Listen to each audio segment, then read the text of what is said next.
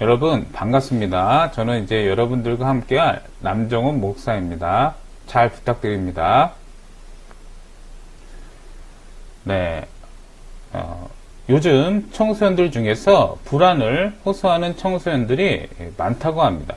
특정한 상황이나 이유 때문에 불안을 호소하는데 이것이 병적인 문제라면 좋지 못한 일을 많이 경험했거나 감당하지 못할 일을 경험했기 때문입니다.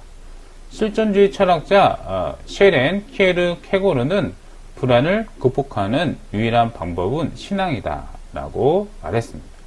불안을 극복하는 유일한 방법은 신앙이라고 말했습니다. 아담은 하나님의 말씀을 거역했습니다. 아담은 하나님처럼 되고자 하는 그의 교만한 마음이 불순종을 낳았습니다. 그래서 아담이 범죄한 후에 하나님께서 아담을 찾으셨지만 아담은 두려워서 하나님께 나아가지 않았습니다. 나무 뒤에 피해 숨었습니다. 이렇게 죄는 하나님과 우리 사이를 단절시킵니다.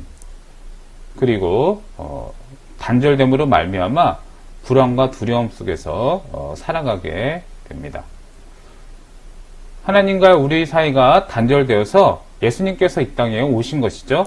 예수님께서 십자가에서 우리의 모든 죄를 다 짊어지시고 십자가에서 피 흘려 죽으셨기 때문에 우리는 제사함 받아서 하나님과 우리의 관계가 단절된 관계가 화목한 관계로 바뀌게 된 것입니다. 하나님과 원수였던 우리가 이제는 하나님의 자녀가 된 것입니다. 이렇게 예수님께서는 우리와 하나님과의 관계를 회복시키셨습니다. 하지만 하나님과의 단절은 불안과 두려움 속에 인간을 살아가게 만듭니다. 오늘 성경 말씀에는 원래 지구, 하나님께서 6일 동안 창조하기 전에 원시 지구의 모습을 묘사하고 있습니다. 땅이 혼돈하고 공허하며 흑암이 깊음에 있다라고 묘사하고 있습니다.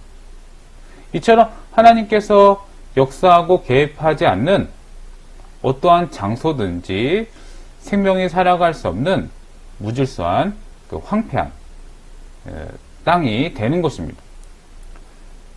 예레미야는 하나님께서 역사하지 않고 개입하지 않는 이스라엘을 보고 이렇게 말했습니다. 내가 땅을 본즉 혼돈하고 공허하다.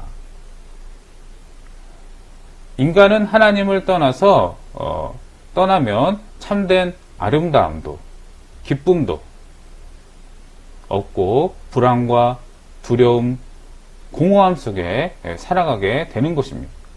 이것은 우리의 영과 정신에게도 마찬가지입니다. 하나님께서 우리 마음과 영혼에 역사하고 개입하지 않으면 우리의 영혼은 황폐해지고 공허하고 두려움과 불안 속에 살아가게 됩니다. 그래서 우리의 공허한 마음을, 불안한 마음을 채우기 위해서 육체적인 욕망과 쾌락을 따라가게 되는 것입니다. 욕망과 쾌락으로 우리의 마음을 채우게 되는 것입니다. 그래서 우리에게 무엇보다 중요한 것은 무엇이냐면 하나님께서 우리의 마음에 역사하고 개입하시도록 우리의 마음 문을 열고 하나님의 말씀으로 채우는 것입니다. 우리는 하나님의 형상으로 지음을 받았습니다. 하나님의 생각과 뜻을 깨달아 알 수 있는 유일한 존재입니다.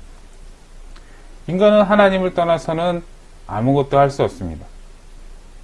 공허하고 불안하고 그냥 두려움 속에서 살아갈 수밖에 없습니다.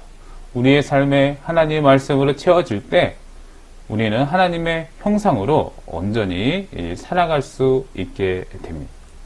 여러분 이것을 기억하시기를 바랍니다. 오늘 성경 속에서는 하나님께서 6일 동안 세상을 창조하셨다라고 말씀하고 있습니다. 하나님께서는 지구를 한순간에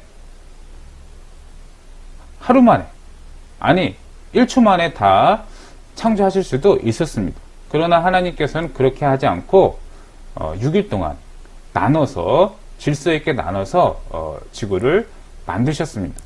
첫째 날은 빛, 둘째 날은 궁창, 하늘, 셋째 날은 땅, 바다, 식물, 넷째 날은 해달별, 다섯째 날은 물고기와 공중의 새, 여섯째 날은 동물과 사람. 이렇게 하나님께서는 질서 있게 지구를 만드셨습니다. 하나님께서 질서 있게 지구를 만드시기 전에 원시 지구의 모습은 혼돈하고 공허하며 흑암이 기품에 있는 생명체가 전혀 살 수 없는 황폐한 땅이었습니다. 혼돈이란 뜻은 무질서하다, 어지럽다 이런 뜻이고, 공허하다, 이것은 아무것도 없다, 하나도 없다, 그런 뜻입니다.